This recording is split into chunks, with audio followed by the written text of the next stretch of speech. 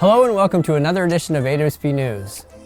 We will attempt to keep this short and sweet because we know you've been looking at some sort of screen all day long. So here we go. For starters, let's talk about you for a second. We've heard loud and clear from you that you're all working incredibly long hours, a relentless pace, and a never-ending to-do list as we all make this shift to distance learning. We know this transition has been incredibly challenging, and we also know that you've picked up your entire school and put it on your shoulders. Now that we've started to settle into our new normal, it's time for you to establish some new boundaries around your time, accessibility, priorities, and work-life balance. Just because your school is now working virtually doesn't mean that you need to be the 24-hour virtual hero for everyone. Our friends over at Washington Virtual Academies who've been doing this work for a long time have some simple suggestions for you. 1. Create your own schedule. 2. Distribute leadership. 3. Don't try to be everything for everyone. 4. Establish some new communication guidelines and platforms for all of your stakeholders. Sound familiar?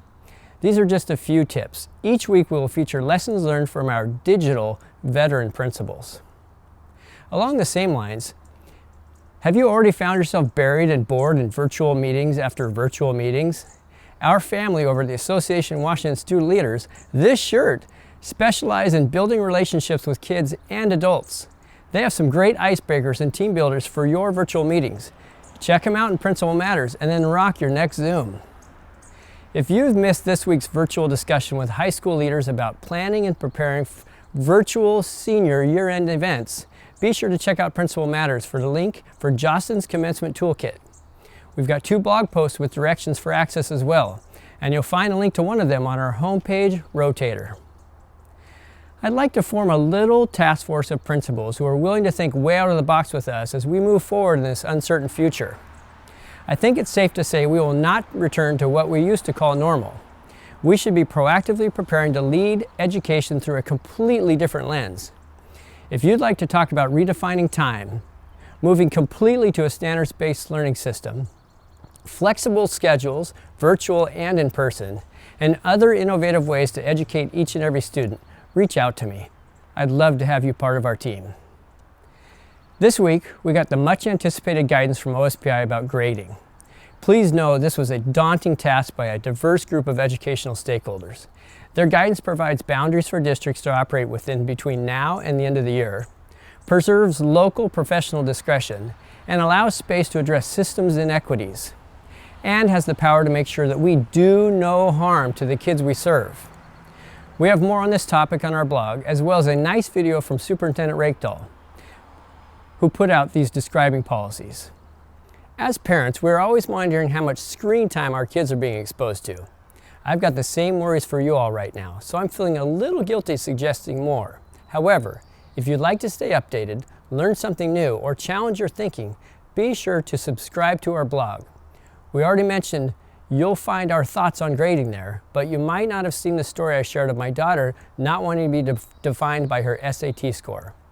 In addition to a great new blog post, there are tons of free resources on our website from our partners at Scholastic, Jostens, and many others wanting to help support your digital principling.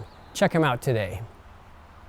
Guess which state, which principals association, which district, and which principal was just awarded the 2020 Advocacy National Champion of the Year? That's right, Washington, AWSP, Cheney School District, and Dr. Erica Burden, proud principal of Westwood Middle School. She was just recognized this week by the National Association of Secondary School Principals for being the most influential advocate for principals in the country. Erica, we are so proud of you. Thanks for your involvement in AWSP and being a champion of principal voice in the state and country. A real quick example of resource is ReadyWAS hashtag Plan Your Path WAS Student Video Contest.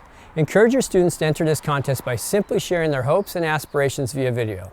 Think how powerful this could be. See Principal Matters or visit readywa.org for more information. I'll close with a feel-good story.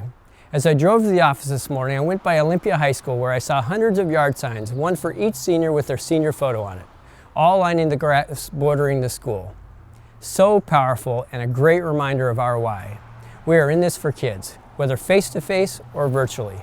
There are countless examples like this throughout the state, so thanks to your leadership.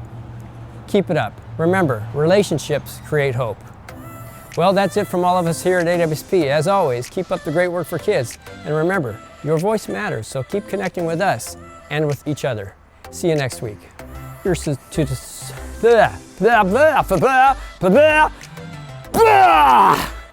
oh, dang it. So now everyone's gonna see me like this at 1 second, and then this another second. Take two. Hope you're ready for the next episode. Hey.